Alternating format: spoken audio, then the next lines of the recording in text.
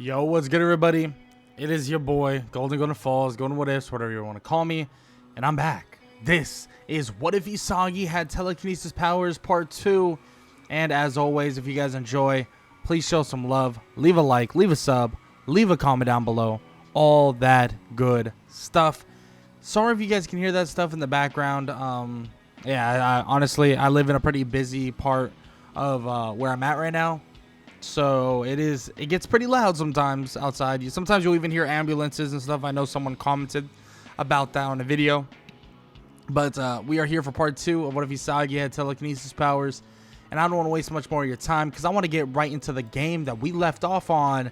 And that's Team Z versus Team W. Let's get it. This match is the homecoming or the outgoing true basically a rival of Chigiri, Hyoma Chigiri. This is the time, and Chigiri begins to show things that nobody even expected from this striker. Chigiri was basically in the back of the area, was overshadowed, wasn't shining a bright light on him, but now it's time. Now it's time to show what they're capable of. And Isagi can see it all happening in clear as day motion.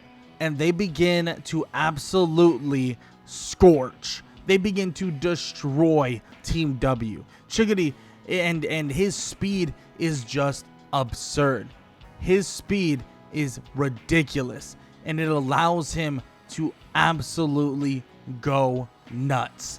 And it basically is just a field day for Isagi. Isagi is defending beautifully against the duo of the Wanama twins, but also is setting up beautiful outlet passes to Chigiri and other people on the front lines, aka your Bachiras and your Kunagamis and so on and so forth. And every single goal is threaded through Chigiri. It seems like he can't be stopped at all. And within the 90 minutes of play, he scores 4 freaking goals. And everybody is at a complete loss for words because the Wanama twins had no answers. And let's just say Q1 is really happy he didn't try to sabotage this game by trying to shoot his own goals and get this and get that, because this was a freaking masterclass, and it all really was threaded through Isagi Yoichi, but the stats truly say otherwise. The stats say very limited things. Isagi may be locking down the best players on their team and also setting up some amazing goals, but there's a lot of times that he's setting up the setup of the goal, aka he's making the pass that would eventually make another pass into a goal. So he wouldn't get the assist necessarily, but there is somebody watching, obviously, that is recognizing Isagi for what he is. But there's only so much he can put into stake of what Isagi can do, so he is kind of downgrading what Isagi truly is. He's even questioning if Isagi is a true striker with a true ego, and that is Jinpachi ego, thinking to himself that maybe Isagi's just not cut out to be the striker that everyone thinks he should be. I mean, he's playing the more defender-like role. He's more of a facilitator. Maybe he's more of a mid-like fielder. But still, he's doing some good stuff. But come on, I mean, seriously, does everybody really think that he's up to par? But let's be honest, Team Z, well, they know he's up to par. They know the level that Isagi truly is on, and they think and know that he is no freaking joke. Isagi is no joke by any means and is putting on an absolute masterclass. And when Team W was finished getting the absolute whooping they deserved from talking all that smack to Chigiri, not only today but also a while back, well, let's just say we entered a phase where it doesn't really matter. The next game would be against a team that is also undefeated, but it's not a game that actually matters in the grand scheme of things. This game would just be for kind of glory and for bragging rights, because this game against Team V wouldn't actually be considered an important one. They're both 3-0. They're both in very high regards of Jinpachi Ego.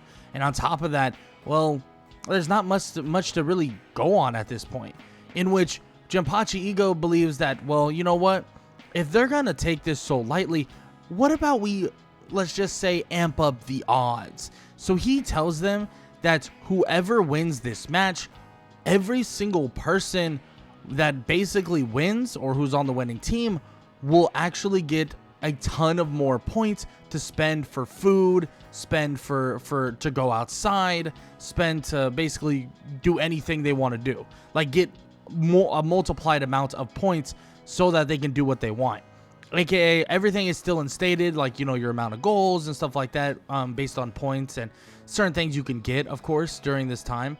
But if they win this game, whoever wins it, every single person will get a pretty good amount of points so that they can enjoy those points, just to give a little bit more stake here. And he reminds them that their ultimate goal is to be the greatest strikers in the world, or the greatest striker in the world. So they should take this with a true like first step forward, and take this this battle between them, the two titans of what Blue Lock is, take it very seriously.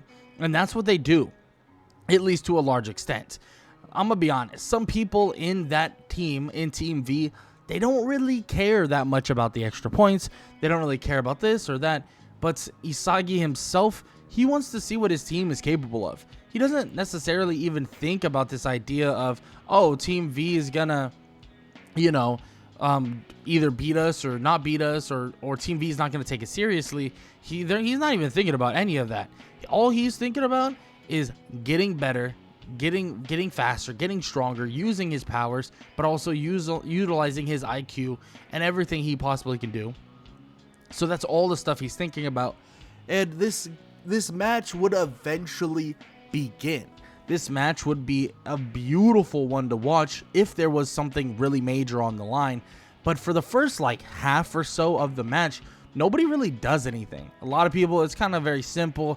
Isagi tries to key in on basically who the important people are, being that of the trio of Zantetsu, Ryo, and Nagi, but he can't stop all of them. But he doesn't know who really is the best of all of them until he starts seeing Nagi, until he starts seeing one pass from Ryo and it lands perfectly in the basket of Nagi. He begins to try and cut off Nagi, basically deny him of the goal as much as possible. But as he denies him of this goal, as he can tell that there is something there, like he can stop him, well, he realizes something. That Nagi is looking to score from the angle he's trying to score at. This is ridiculous. There's no way he could score from this angle. How is he going to get into position to do so? But this is when they see, or he sees, Nagi's insane ball control. A ball control that he's never even thought about before. He completely stops the ball as if it's just there's no gravity, no nothing at all. No spin or anything. Just stops it in its tracks. And boom, turning and spinning and kicking right through the goal, putting them up 1-0. This would shock Isagi, but Isagi would now have a smile growing on his face. And Ego would now understand what excites Isagi Yoichi. What excites Isagi Yoichi truly is erasing the best strikers off the face of the earth. But it makes him pause. Is he really a striker then? He sounds more like a defender. He sounds like someone who, you know, would be important to a team, don't get me wrong, but he sounds more like a defender. But here's the thing. Isagi still has that want to score a goal. That need to score a goal. And when he begins to shut down Nagi and Ryo would make a very, very unwanted pass, he would be absolutely looking up the field for an outlet, for a counterattack. But as he's looking up the field, he realizes, nah, I don't think I want to allow this counterattack to go just through the hands of these other people, through these other strikers. I think it's my turn to have fun. He dashes forward, going through defender, or basically just defender / midfielder, anybody you could possibly think of, going through, cutting through the defense. And as he cuts through and as he's going to their side of the field, Now it seems that Zantetsu would try to cut him off. Zantetsu, with his speed, would try to stop him, but as Isagi sees this, he would make Zantetsu actually commit harder than normal to a certain direction. In doing so, putting him in a horrible position to actually stop Isagi. Isagi continuing forward, and Isagi would eventually get to the spot where he needs to be. Isagi would be in the perfect position, the perfect scenario, and there it is. He sees the goal. He's very close, and everybody thinks that they need to stop him. Nagi calls out to Reo to stop the ball, and as he goes to try and do that, Zantetsu is there as well. As they basically run toward the ball, as they run toward the football in general, it seems that it's just then stopped. Immediately stopped. Isagi would be basically just halting their momentum, but also using their momentum in a way that they didn't expect it to happen, and just they slam against each other as Isagi would pass right on by, scoring a goal. But keep in mind, his goals, I mean, he doesn't have a ton of them, at least not in comparison to literally everybody else on his team. Almost every single person on his team have multiple goals. Chiguri had one game with 4 freaking goals. Kunigami has many goals himself, and so on and so forth. Same thing with someone like Bachira. So they are pretty damn impressive as a collective. But in terms of statistics, Isagi is on the back foot. Isagi really doesn't have a ton of stats. But that's fine for Isagi. He doesn't really mind. And now with everything kind of setting the tone, he is now completely and utterly clamping up every single thing that they want to do. Mostly going through Nagi. Nagi is their mainstay. Nagi is the person that is going to be threaded these goals and be threaded every opportunity. Reo, yeah, he's pretty important, and the speed of Zantetsu is an issue. But with Chiguri on his high horse, Chiguri absolutely with a new breed of confidence, let's just say there's nothing to worry about with Zantetsu, and Isagi continues to set up goal after goal for people like Bachira, for people like Kunigami, for people like Raichi, and so on and so forth, continuously getting these people goals. And that's what's important, getting the people goals. And he continues to do that. And let's just say Jinpachi Ego's watching as Team V would eventually fall by a whopping score of 3-1. It's insane to even think about, insane to even process, but a team that was legitimately at the top of their game, legitimately was 3-0, was made to look like a joke in the face of what's supposed to be the worst team in Blue Lock. But don't worry, eventually they'll learn that that's actually a bunch of bull malarkey, because that's a bunch of BS, and it's actually not true. That Jinpachi actually only said that to get people to take things differently and more seriously and believe that they had that underdog mentality. And it worked perfectly. I mean, Team Z really took that underdog mentality and used it for their own and used it to be even greater. So it worked out pretty damn well for Team V, or Team Z, excuse me. And this would lead them to actually finishing everything undefeated. And undefeated was a pretty damn crazy statement and a pretty damn crazy thing to even think about. And let's just say, well, it seems that they will continue to show dominance, at least to an extent, and at least individually, they will definitely be able to show what they're capable of. But soon, very, very soon, actually, we have another thing coming up. And that other thing is some more training and some more prepping, because the second selection is eventually going to be upon them. But first, they need to pass a kind of goal-like test with something known as Blue Lock Man. Blue Lock Man is a pretty interesting thing to actually deal with. Blue Lock Man is a more or less robotized type of goalkeeper that is extremely good at basically stopping goals from happening.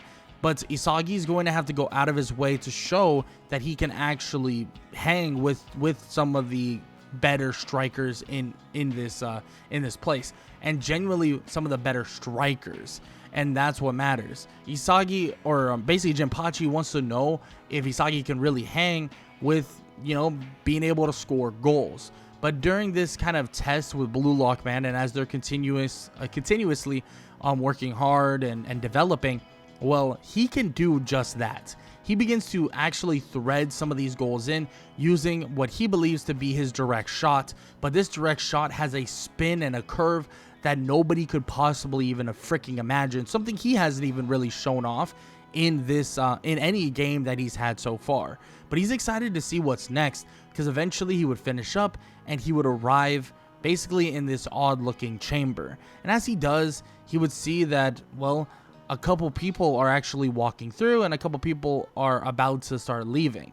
He enters about the same time as Bachara would enter, and he would actually be thinking to himself, well, cool, like Bachara's already here, like I'll just duo up with Bachara, especially with 3v3s. Maybe we can get another person. Maybe we'll get Chiguri or maybe Kunigami, maybe someone like that. We're not sure. That's until someone walks up to him, someone that he actually did have a conversation with not too long ago. And this is Nagi. Nagi Seshiro is walking up to Isagi and asking to play football with him. And of course, he's like, hey, man, like I can't join your group.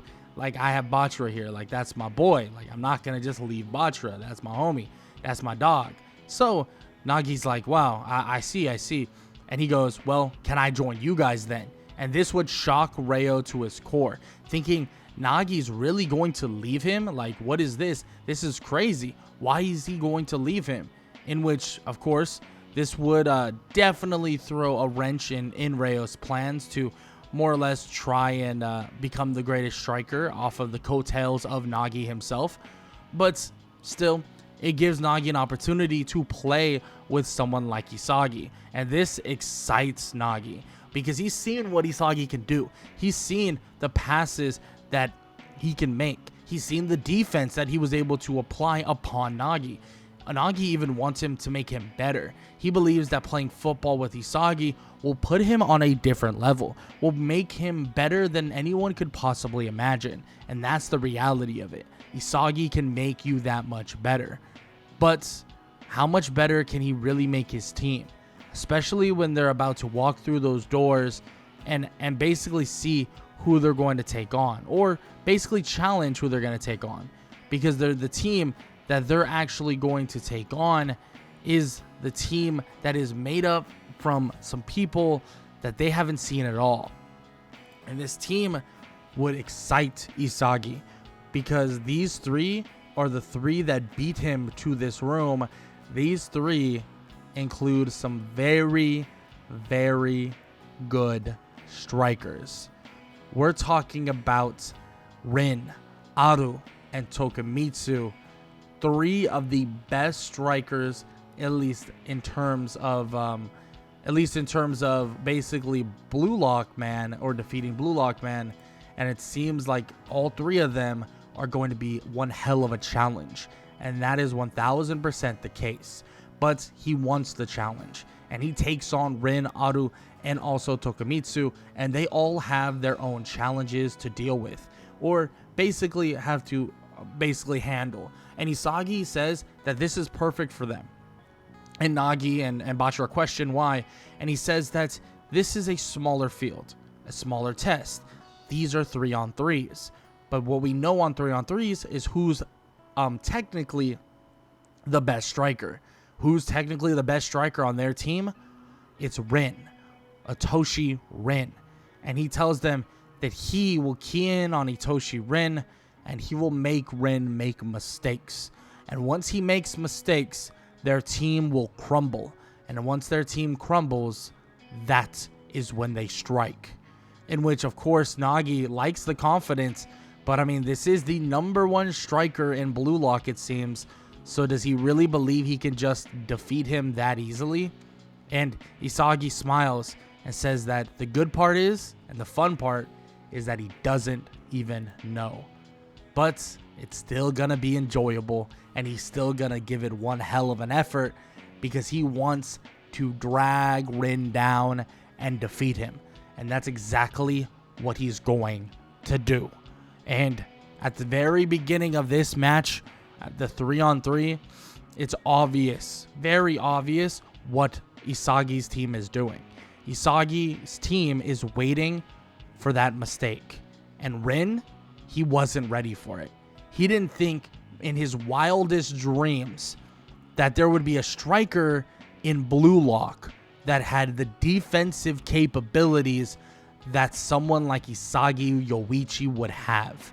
Because in the initial striking attack, let's just say Rin would cough it up like a absolute baby that's sick, because he would cough up the ball pretty damn quick, and Isagi would show him very, very quickly that he cannot underestimate him.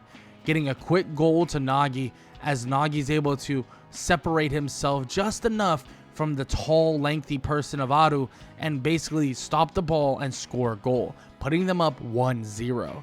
But that doesn't mean it's going to be easy, because Rin is locked in. Rin immediately sets himself up for a potential goal, and Isagi is trying to stop it. Isagi is trying to actually hinder him, and it's actually working to an extent, because this team isn't working as a team. They're working as 3 individual strikers. But Isagi's team, well, they're not. They're completely working together and completely kind of not one by one, going in and trying to do this or trying to do that on their own. And they're really working with Isagi. But Rin, he's leveling up quicker than you could imagine, and he basically uses one of his teammates, using Aru as a way of passing it and also separating himself from Isagi. Yes, it's not easy.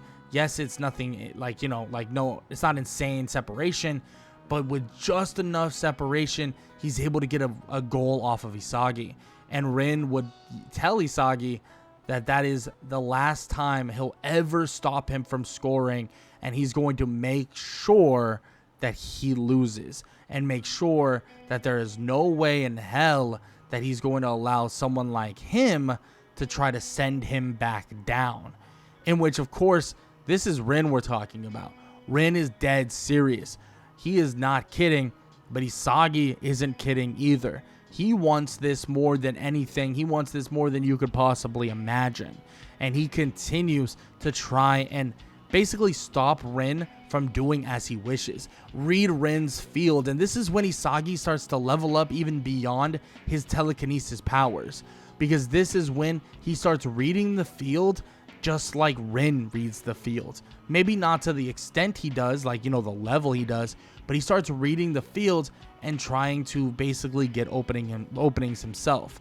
And eventually this would lead them to getting a couple stops and a couple, steals here and there, but the other two, Bachira and Nagi, start getting exposed. Bachira would see that he can't keep up with someone like Tokumitsu, and they do unfortunately end up giving up some goals, but with some responses from Isagi and Bachira, it makes it so it's a 4-3 game in favor of Rin's team. But it's pretty obvious that Isagi has been relying heavily on his telekinesis powers, so much so that it feels like he just doesn't have the capacity to read the game how he should. And it seems to him that he still needs to learn more. He still needs to know more, learn more. But once he does, he'll be unstoppable. Yes, the telekinesis is allowing him to absolutely shut down Rin if he so chooses to do so. Make him slower, make him feel the weight, erase him.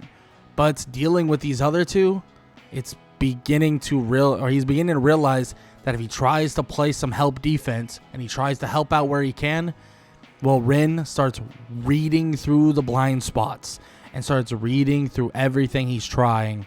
So the next point would be Rin's, and he would finish off the team of Isagi, Bachira, and Nagi, and he would stand there.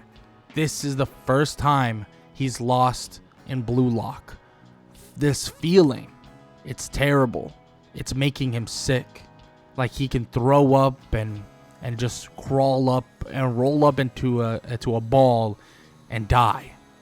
But as he realizes and thinks to himself that they have to pick a striker out of the 3 of them, Rin would approach him and he would tell him that he won't allow Isagi to sink down.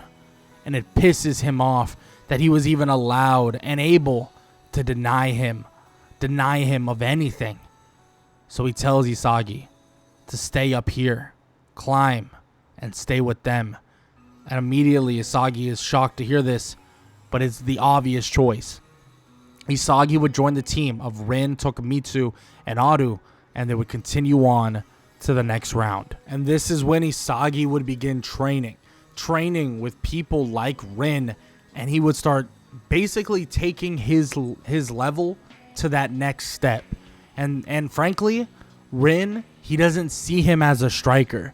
So he basically will tell him like, hey, we're going to train together. We're going to work together until I know you can't stop me. But Isagi, he's not going to let him off easy. And it's a war ground until they can basically get on to the next game. And Aru and even Tokumitsu watch on, and they question if, well, Rin really doesn't see Isagi as a striker, as someone who will go and hunt for their goals and hold on to this ego mentality. And it seems like that's the truth. And Jinpachi Ego is even watching Rin and Isagi go head-to-head, one-on-one, over and over and over again. Every single time Isagi gets one up on him, Rin gets one up on him. And it seems like this is all making so much sense, that Isagi really is the perfect person to stand by Rin. But the analytics, the stats, everything, it says something completely different. But before Jinpachi Ego can even think that far ahead, it would now be time for a 4v4, and that 4v4 would be against Baro, Chiguri, Nagi, and Bachura. But this 4v4, well, let's just say the 4 that we are talking about, the 4 that is Team Z mostly orientated, about 50% of it, of course. But we have Nagi and also Baro. Let's just say that it was not a good idea to say and think that the team of Rin, Isagi, Tokumitsu, and also Aru was going to be a good matchup, because it wasn't. The speed of Chiguri would end up being a little bit of an issue, but the two-man team of Isagi and Rin just prove exactly what Jinpachi Ego was thinking. The defense, the speed, the tempo, and everything. It seems like their chemistry is off the charts, and they obliterate that team, absolutely destroy them. And frankly, they are far from humbled, beating them 5-1, only losing a goal to Baro because of some weird stealing from your teammate nonsense. And Isagi basically is effectively responsible for all 5 of those goals. He may not have scored them himself, but he was effectively responsible for every last one of them, which is absolutely freaking ridiculous. And let's just say, in terms of stats and analytics, he might not be at the very top, but he is no freaking joke. And even Jinpachi Ego knows this. And but he wants to see one more thing. He wants to see all of them go against, well, the World 5. 5 of the greatest players in the world. And this was a humbling session that Rin wasn't prepared for, because Rin, he would start hot. He would score a goal pretty damn quickly, and Isagi, well, he would be able to lock down one of the World 5, but guess what? That lockdown doesn't mean that much when they start taking it seriously. But I'm going to be honest, the World 5 at the end of the day would be complimenting Isagi, thinking, hey bro, like, you're really damn good at this. And of course, they would take Bachura in this case, and Nagi and the rest of them will definitely come back up very soon. But of course, they would have the good old Bachura, being that Isagi was a big part and was able to choose between all of them. But the team of Tokumitsu, Isagi, Rin, Bachura, and also Aru would get a beating from the World 5, and it wouldn't be even close. They would get a goal, maybe a second, depending on if Isagi was able to make a defensively responsible play. But other than that, there's just no way they're going to beat the World 5. But they would get compliments. The World 5 would praise Isagi, saying that they all thought he was just a striker. But the kid, he's got some damn moves for being a defender. Being able to keep up with the World 5s, like some of the best players there, I mean, seriously, that is no slouch of a player. And, well, Rin believes that they should be on their knee, begging for forgiveness, begging for them to stop basically whooping on him. But Rin and his team, they were overestimating what they could do. But this humbling was needed. A true humbling was needed. But luckily enough, that humbling won't go that far, because they'll be headed off into the next selection, because there is a preparation that they have been waiting for, a preparation that they've been trying to get into. And as they're waiting in this area, and as they're waiting to see their friends come through those doors, they do see their friends, but there's one person missing: the superhero of football. Kunigami has sunk down. But Isagi doesn't have time to think, doesn't have time to mourn, doesn't have time to be sad, because they have to lock in and get ready. Because the U20 game is right around the corner, and they have tryouts to come. And before you know it, Isagi realizes that he is not in the top 6 and not even an honorable mention of 7 in that group. He has no idea why, and many people struggle to even understand why too, but he's not. So he decides that even though it's frustrating, even though it's irritating and it's stupid, and he believes that he is the best player in Blue Lock, so be it. He'll add himself to a team, he'll get his one tryout, and he'll show that he can outshine even the captains, adding himself to the team of Rin, but also someone by the name of Shido Ryusei. And that is the one that sunk Kunigami back down, away and gone from Blue Lock. So he wants to see what this guy's truly about, what he can truly do, and he wants to continue showing why him and Rin are possibly the greatest duo in Blue Lock ever. And out of everybody here, he doesn't care who they are, what they are, but him and Rin are on a totally different level. And when they go to that field, when they set up for that game, well, let's just say there's a part of Rin that looks at Isagi as, well, kind of a brother. It might sound weird, it might sound odd, but that's the truth. He looks at Isagi as someone who has tested him, has made him truly work, and has truly put him in a scenario that they weren't sure, or he wasn't sure that they could really, or that he could really defeat him. But of course, Isagi and Rin have basically leveled up way more than you could imagine, and have prepared themselves way more than you could imagine. But Isagi will stand by Shido, Rin, Hiyori, and Nayase. And with those 5, they will take on another group of captains, but also added Chuguri and some other people that he hasn't even met yet. But really, the true shining aspect of this is watching if any of these people can really have some sort of chemistry or kind of equation and this chemical reaction with either Ren Itoshi or Shido himself.